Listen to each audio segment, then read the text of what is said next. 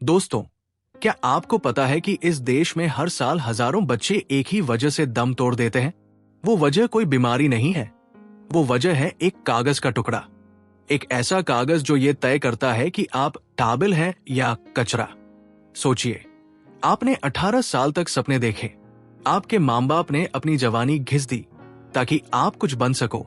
लेकिन एक दिन, सिर्फ 3 घंटे के लिए आप एक कमरे में बंद होते हैं और वो 3 घंटे फैसला कर देते हैं कि आप अगले 50 साल तक सर कहलाओगे या नालायक। क्या ये इंसाफ है या ये एक बहुत बड़ा स्कैम है? एक ऐसा सिस्टम जहां आपका दिमाग नहीं बल्कि आपका रैंक देखा जाता है, जहां आपकी इंसानियत नहीं बल्कि आपका आईक्यू स्कोर देखा जाता है। हमने इंसानों को इंसान समझना बंद कर दिया है। हमने उन्हें सिर्फ डेटा बना दिया है। आज हम उस पर्दे को फाड़ने वाले हैं जो इस एजुकेशन सिस्टम के पीछे छिपा है, और हम बात करेंगे उस धर्म युद्ध की जो हर स्टूडेंट अपने दिमाग में लड़ रहा है। इस सच्चाई को गहराई से समझने के लिए आज हम सहारा लेंगे एक ऐसी किताब का जिसने पूरी दुनिया के टेस्टिंग कल्चर की धज्जियां उड़ा दी थी। इस किताब का नाम है द बिग टेस्ट और इसे लिखा है मशहूर जर्नलिस्ट और राइटर निकोलस लीमन ने। निकोलस लेमन ने इस किताब में ये दिखाया है कि कैसे अमेरिका में एसएटी एग्जाम्स ने एक नया जात पात पैदा कर दिया। लेकिन जब आप इसे सुनेंगे तो आपको लगेगा कि ये अमेरिका की नहीं बल्कि आपके पड़ोस की, आपके घर की और आपके खुद के कोचिंग सेंटर की कहानी है। ये किताब बताती है कि कैसे मेरिट के नाम पर हमें एक नए तरह की गुलामी में धकेला जा रहा है। नमस्कार दोस्तों, मैं हूं प्रकाश और आप देख रहे हैं ऑडियो बुक प्रकाश। चलिए आज दिमाग के सारे बंद दरवाजे खोलते हैं और शुरू करते हैं निकोलस लीमन की world famous book the big test. कहानी शुरू होती है एक ऐसे सपने से जो देखने में तो सुंदर था पर जिसके अंदर जहर भरा था। निकोलस लेमन बताते हैं कि 20वीं सदी की शुरुआत में कुछ बड़े लोगों ने सोचा कि क्यों ना हम एक ऐसा रास्ता बनाएं जहां सिर्फ ठाबिल लोग ही ऊपर जाएं। सुनने में कितना अच्छा लगता है ना, कि अमीर का बेटा अमीर नहीं बनेगा बल्कि जो दिमाग वाला होगा वो आगे बढ़ेगा। इसी को कहा गया मेरिटोक्रेसी। लेकिन यहां से शुरू हुआ असली खेल, क्योंकि इस मेरिट को नापने के लिए उन्होंने बनाया एक स्टैंडर्डाइज्ड टेस्ट। इंडिया में हम इसे NET या UPSC कहते हैं। उन्होंने कहा कि हम आपका IQ चेक करेंगे। पर रुकिए, यहां एक बहुत बड़ा सवाल है कि क्या किसी का IQ स्कोर ये बता सकता है कि वो इंसान कितना ईमानदार है? क्या वो स्कोर ये बता सकता है कि मुश्किल वक्त में वो टूटेगा या लड़ेगा? नहीं, लेकिन सिस्टम को इससे कोई मतलब नहीं था। उन्हें तो बस एक फिल्टर चाहिए था, एक ऐसी छलनी जिससे वो बेहतरीन को अलग कर सकें और बाकी भीड़ को रिजेक्ट करके कचरे के ढेर में फेंक सकें। निकोलस लेमन बताते हैं कि ये टेस्ट ठाबिल लोगों को चुनने के लिए नहीं बने थे। ये टेस्ट बने थे लोगों को बाहर निकालने के लिए, यानी एक्सक्लूजन के लिए। इंडियन कॉन्टेक्स्ट में देखिए, जब 15 लाख बच्चे एक एग्जाम देते हैं और सीटें सिर्फ 10,000 होती हैं, तो वो एग्जाम आपकी नॉलेज चेक नहीं कर रहा। वो बस ये देख रहा है कि वो 14,90,000 लोगों को फेल कैसे घोषित करे। ये सिलेक्शन का प्रोसेस नहीं है दोस्तों, ये मास रिजेक्शन का प्रोसेस है। और इसी रिजेक्शन से बनता है वो डर जो आज हर घर में बच्चा पैदा होते ही शुरू हो जाता है। हमने एक ऐसी दीवार खड़ी कर दी है जहां एक तरफ सक्सेस है और दूसरी तरफ मौत जैसा सन्नाटा। निकोलस लेमन ने इस किताब में उस दिमागी हालत का जिक्र किया है जहां एक स्टूडेंट को लगने लगता है कि अगर उसका ये टेस्ट क्लियर नहीं हुआ तो उसका वजूद ही खत्म हो जाएगा। ये सिस्टम आपको बताता है कि आप एक इंसान नहीं बल्कि एक स्कोर कार्ड है। अगर स्कोर बड़ा है तो आपका सम्मान है, और अगर स्कोर छोटा है तो आप पर फेलियर का ठप्पा लगा दिया जाएगा जो उम्र भर आपका पीछा नहीं छोड़ेगा। ये कितनी बड़ी विडंबना है कि जिस देश में हजारों साल पहले काबिलियत को हुनर से मापा जाता था, आज वहां काबिलियत को एक OMR शीट के काले धब्बों से मापा जा रहा है। क्या हमने कभी सोचा है कि इस टेस्ट के चक्कर में हम कितने बड़े कलाकारों, कितने बेहतरीन लेखकों और कितने शानदार खिलाड़ियों का गला घोंट रहे हैं? हर साल कोचिंग मंडियों में जो भीड़ बढ़ती जा रही है वो भीड़ नहीं है बल्कि वो उन सपनों की कब्र है जिन्हें इस बिग टेस्ट ने जिंदा दफन कर दिया है। लोग कहते हैं कि ये सिस्टम निष्पक्ष है क्योंकि सबको एक जैसा पेपर मिलता है, पर क्या ये सच में निष्पक्ष है? सोचिए, एक बच्चा जो ऐसी कमरे में बैठकर लाखों की कोचिंग ले रहा है और दूसरा बच्चा जो खेत में काम करने के बाद रिबरी की रोशनी में पत रहा है, उन दोनों के लिए एक ही पेपर देना क्या बराबरी है? निकोलस कहते हैं कि ये सिर्फ मेरिटोक्रेसी का धोखा है। असल में ये अमीर और ताकतवर लोगों का एक नया तरीका है अपनी सत्ता को बरकरार रखने का। उन्होंने एजुकेशन को एक बिजनेस बना दिया है जहां बच्चे नहीं बल्कि कस्टमर्स तैयार किए जाते हैं। आपको लगता है कि आप पढ़ाई कर रहे हैं, पर असल में आप एक ऐसी रेस का हिस्सा हैं जिसका कोई एंड पॉइंट नहीं है। ये सिस्टम आपको सिखाता है कि आपका दोस्त आपका साथी नहीं बल्कि आपका कॉम्पिटिटर है। हम बचपन से ही बच्चों के दिमाग में जहर घोल देते हैं कि तुम्हें दूसरे से आगे निकलना है, चाहे इसके लिए तुम्हें अपनी खुशी की बलि क्यों न चढ़ानी पड़े। यहां से शुरू होता है इस खेल का सबसे गंदा अध्याय। निकोलस लेमन अपनी किताब में बताते हैं कि जब टेस्ट को भगवान बना दिया गया तो उस भगवान के नाम पर चंदा वसूलने वाले पुजारी भी पैदा हो गए। आज के दौर में इन्हें हम कोचिंग इंस्टीट्यूट्स कहते हैं। सोचिए, एक ऐसा बाजार जहां आपकी मासूमियत की बोली लगती है। ये लोग आपको सपने नहीं बेचते, ये आपको डर बेचते हैं। ये आपको बताते हैं कि अगर आपने उनका मोटा पैकेज नहीं लिया तो आप इस बिग टेस्ट की आग में भस्म हो जाएंगे। निकोलस कहते हैं कि इन टेस्ट का असली मकसद बुद्धि नापना था ही नहीं, बल्कि एक ऐसा रास्ता बनाना था जिससे समाज के खास लोग ही ऊपर पहुंच सके। लेकिन आज इंडिया के संदर्भ में देखिए, कोटा से लेकर दिल्ली की गलियों तक हमने बच्चों को मुर्गा बना दिया है, जिन्हें सिर्फ इसलिए पाला जा रहा है ताकि एक दिन उनका रैंक काट कर उसे विज्ञापनों में चिपकाया जा सके। क्या आपने कभी उन विज्ञापनों को गौर से देखा है? सोटों के नीचे लिखा होता है AIR 1, AIR 2। क्या कभी किसी ने उन लाखों बच्चों की फोटो देखी जो उन कमरों की दीवारों के बीच अपना मानसिक संतुलन खो बैठे? निकोलस लेमन चेतावनी देते हैं कि जब शिक्षा एक कंपटीशन बन जाती है तो इंसान का विकास रुक जाता है और सिर्फ एक मशीन का निर्माण होता है। हम बच्चों को ये नहीं सिखा रहे कि सोचना कैसे है, हम उन्हें ये सिखा रहे हैं कि 4 विकल्पों में से सही गोला कैसे भरना है। ये शिक्षा नहीं है, ये ब्रेन वॉशिंग है। हम एक ऐसी पीढ़ी तैयार कर रहे हैं जो गणित के कठिन सवाल तो हल कर सकती है, लेकिन जब जिंदगी उसे एक थप्पड़ मारती है तो वो टूट कर बिखर जाती है, क्योंकि उसने कभी हारना सीखा ही नहीं। उसे तो सिर्फ जीतने की रेस का हिस्सा बनाया गया था। निकोलस इस किताब में साइकोमेट्रिक टेस्टिंग के बारे में एक कड़वी बात कहते हैं।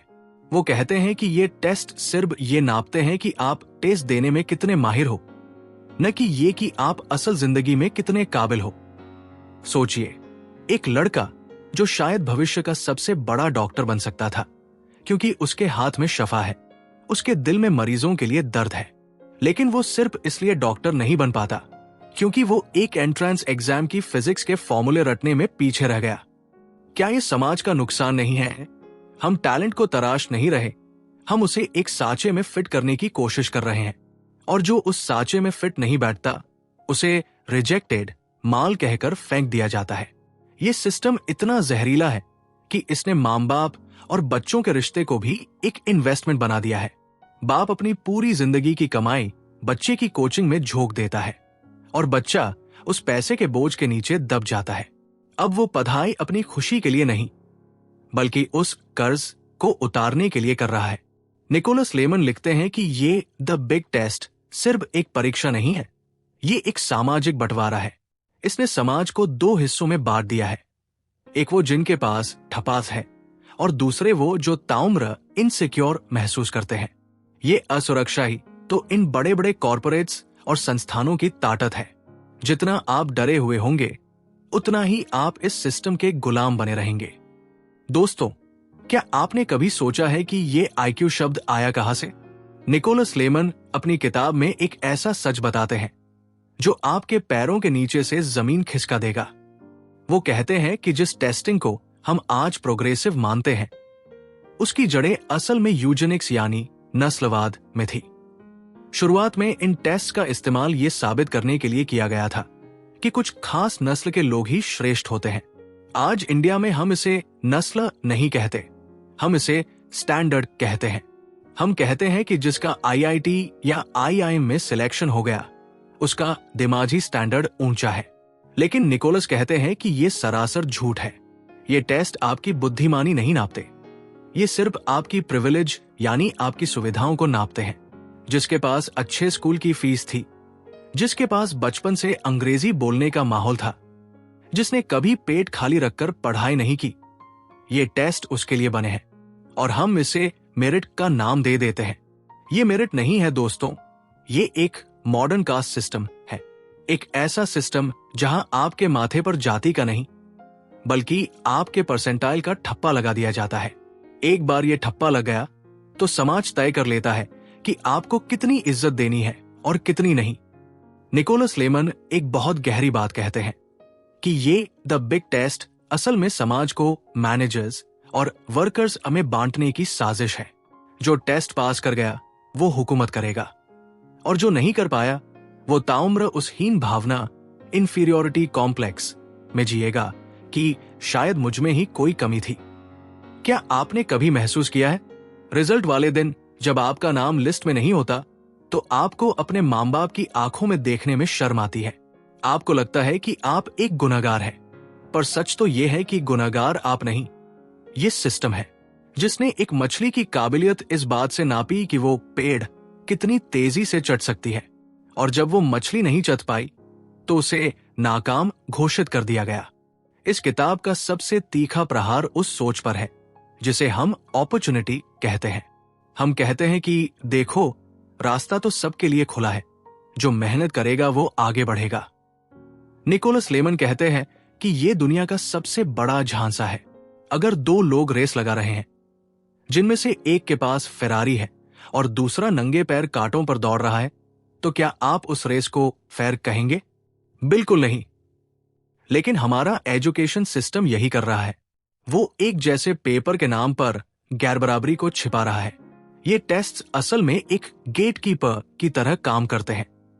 इनका काम रास्ता खोलना नहीं बल्कि उन लोगों के लिए रास्ता बंद करना है जिनके पास इस सिस्टम को खरीदने की ताकत नहीं है।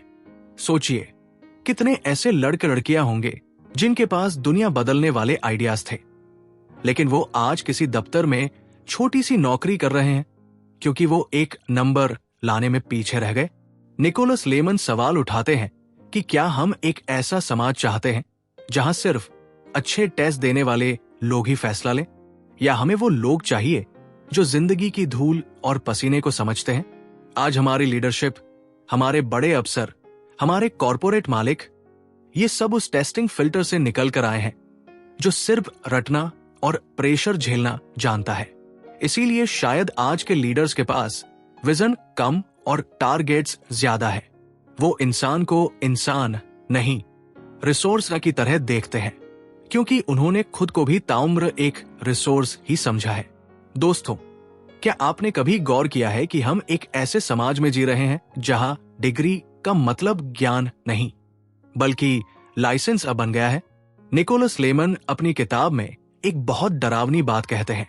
वो कहते हैं कि हमने अनजाने में एक ऐसी टेक्नोक्रेसी खड़ी कर दी है जहां देश के सारे बड़े फैसले वो लोग लेते हैं जो सिर्फ एक एग्जाम पास करके आए हैं।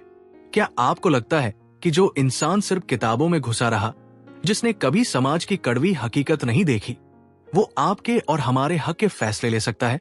बिल्कुल नहीं। लेकिन ये द बिग टेस्ट यही करता है। ये सत्ता को कुछ गिने चुने लोगों के हाथों में कैद कर देता है जिन्हें निकोलस द न्यू एलीट कहते हैं। ये एक ऐसा कुलीन वर्ग है जो मानता है कि वो दूसरों से श्रेष्ठ है क्योंकि उसने एक कठिन परीक्षा पास की है। यहीं से जन्म होता है उस एरोगेंस का, उस घमंड का, जो आम आदमी को कीड़ाम कौड़ा समझने लगता है। सोचिए, एक अफसर जो किसी गरीब की अर्जी को पैरों तले रौंद देता है, वो ऐसा क्यों करता है? क्योंकि उसे लगता है कि उसने मेहनत करके अपनी जगह बनाई है, जबकि वो गरीब नालायक है क्योंकि वो सिस्टम में पीछे रह गया। निकोलस कहते हैं कि ये टेस्ट्स हमें दया करना नहीं बल्कि भेदभाव करना सिखाते हैं। ये हमें सिखाते हैं कि जो ऊपर है वो अपनी काबिलियत से है और जो नीचे है वो अपनी गलती से। ये झूठ ही इस सिस्टम की सबसे बड़ी जीत है। और अब बात करते हैं सक्सेस की उस झूठी परिभाषा की जो इस किताब ने बेनकाब की है। हमने सफलता को एक संकीर्ण रास्ते में बदल दिया है। अगर आप उस रास्ते पर नहीं हैं, तो आप सफल नहीं हैं। निकोलस लेमन सवाल करते हैं कि क्या एक मां जो अपने बच्चों को बेहतरीन इंसान बनाती है वो असफल है? क्या एक किसान जो पूरे देश का पेट भरता है पर जिसके पास कोई डिग्री नहीं है वो असफल है? हमारा समाज चीख चीख कर कहता है हाँ, वो असफल है क्योंकि उनके पास वो स्टैंडर्डाइज स्कोर नहीं है। हमने सफलता को योगदान से नहीं बल्कि प्रतिष्ठा, प्रेस्टीज से जोड़ दिया है। निकोलस लेमन एक और कड़वा सच बताते हैं कि ये टेस्ट्स आपकी क्रिएटिविटी के सबसे बड़े दुश्मन हैं। जब आपको पता होता है कि आपका पूरा भविष्य एक पैटर्न पर टिका है, तो आप नया सोचना बंद कर देते हैं। आप रिस्क लेना छोड़ देते हैं। आप सिर्फ वही पढ़ते हैं जो एग्जाम में आएगा। आप वही बोलते हैं जो इंटरव्यूअर सुनना चाहता है। हम मौलिक विचार पैदा करने वाले इंसान नहीं, बल्कि कॉपी पेस्ट करने वाले गुलाम पैदा कर रहे हैं। यही वजह है कि आज हमारे पास हजारों इंजीनियर्स और डॉक्टर्स होने के बावजूद हम दुनिया को बदलने वाले नए आविष्कार करने में पीछे रह जाते हैं, क्योंकि हमारे टैलेंट की ऊर्जा तो सिर्फ कंपटीशन जीतने में ही खत्म हो गई। इस सिस्टम का सबसे बुरा असर हमारे सोशल फैब्रिक यानी हमारे आपसी रिश्तों पर पड़ा है। हमने पड़ोसियों के बीच, दोस्तों के बीच और यहां तक कि सगे भाई बहनों के बीच एक ऐसी दीवार खड़ी कर दी है जिसका नाम है रैंक। जब एक भाई का सिलेक्शन होता है और दूसरे का नहीं, तो वो घर घर नहीं रहता, वो एक तुलना का अखाड़ा बन जाता है। मां बाप अनजाने में अपने ही बच्चों के बीच एक क्लास पैदा कर देते हैं। निकोलस लेमन चेतावनी देते हैं कि एक ऐसा समाज जहां हर इंसान दूसरे को अपना दुश्मन समझता है, वो कभी खुशहाल नहीं हो सकता। हम एक ऐसी पीढ़ी बना रहे हैं जो अंदर से खोखली है, जिसे सिर्फ जीतना आता है पर जीना नहीं। दोस्तों, हमने देखा कि कैसे द बिग टेस्ट ने हमें एक ऐसे चक्रव्यूह में फंसा दिया है जहां से निकलना नामुमकिन लगता है। लेकिन निकोलस लेमन अपनी किताब के अंत में एक बहुत गहरी बात छोड़ जाते हैं। वो कहते हैं कि कोई भी टेस्ट तब तक ताकतवर है जब तक आप उसे अपनी पहचान, आइडेंटिटी बनाने की इजाजत देते हैं। जिस दिन आपने ये मान लिया कि आप एक नंबर से बड़े हैं, उसी दिन इस सिस्टम की हार शुरू हो जाती है। निकोलस सवाल करते हैं कि क्या हम अपनी आने वाली पीढ़ियों को एक बेहतर दुनिया नहीं दे सकते? एक ऐसी दुनिया जहां एक बच्चे के हुनर को सिर्फ इसलिए नहीं कुचला जाएगा क्योंकि वो इतिहास में कमजोर है या उसे केमिस्ट्री समझ नहीं आती। सच्चाई तो यह है कि यह सिस्टम तभी तक जिंदा है जब तक हम इसके सामने हाथ जोड़कर खड़े हैं। हमने मेरिट को एक नया मजहब बना लिया है, लेकिन असल मेरिट वो नहीं जो बंद कमरों में कागज पर उतरती है। असली मेरिट वो है जो समस्याओं का समाधान निकालती है, जो समाज में बदलाव लाती है और जो गिरते हुए को हाथ थाम कर उठाती है। निकोलस लेमन हमें याद दिलाते हैं कि अमेरिका हो या इंडिया, समाज तभी तरक्की करता है जब वो अपने हर नागरिक को उसकी काबिलियत के हिसाब से जगह देता है, न कि सिर्फ उन 1% लोगों को जो एक चयन प्रक्रिया, सिलेक्शन प्रोसेस को पास कर गए। अब वक्त आ गया है कि हम सफलता के इस चश्मे को उतार फेंके। सोचिए, अगर कल सारे टेस्ट खत्म हो जाएं, तो क्या आप वही करेंगे जो आज कर रहे हैं? अगर जवाब नहीं है, तो समझ लीजिए कि आप अपनी जिंदगी नहीं, बल्कि किसी और का एजेंडा जी रहे हैं। निकोलस की ये किताब हमें इस कड़वे सच से रूबरू कराती है कि हमने एक ऐसी मशीन बनाई है जो इंसानियत को पीसकर डिग्रियां निकाल रही है, लेकिन इस मशीन को रोकने का बटन हमारे ही पास है। हमें अपने बच्चों को यह सिखाना होगा कि हारना कोई पाप नहीं है और एक परीक्षा में पीछे रह जाने का मतलब जिंदगी की रेस से बाहर होना नहीं है। हमें एक ऐसा समाज बनाना होगा जहां एक मैकेनिक, एक चित्रकार, एक किसान और एक साइंटिस्ट सबको बराबर की इज्जत मिले, क्योंकि जब तक हम सिर्फ एक ही रास्ते को सफल कहेंगे, तब तक ये द बिग टेस्ट हजारों मासूमों की बलि लेता रहेगा। निकोलस लेमन की ये किताब सिर्फ एक विश्लेषण नहीं है, ये एक चेतावनी, एक ऐसी चेतावनी जिसे अगर हमने आज नहीं सुना, तो कल हमारी पहचान सिर्फ एक बारकोड बनकर रह जाएगी। याद रखिए, आप इस ब्रह्मांड की सबसे अनोखी रचना है और कोई भी परीक्षा इतनी बड़ी नहीं है जो आपकी पूरी हकीकत को एक कागज के पन्ने पर समेट सके। तो दोस्तों, ये थी निकोलस लेमन की किताब द बिग टेस्ट की वो कड़वी हकीकत जो शायद आपको और किसी चैनल पर सुनने को नहीं मिलेगी।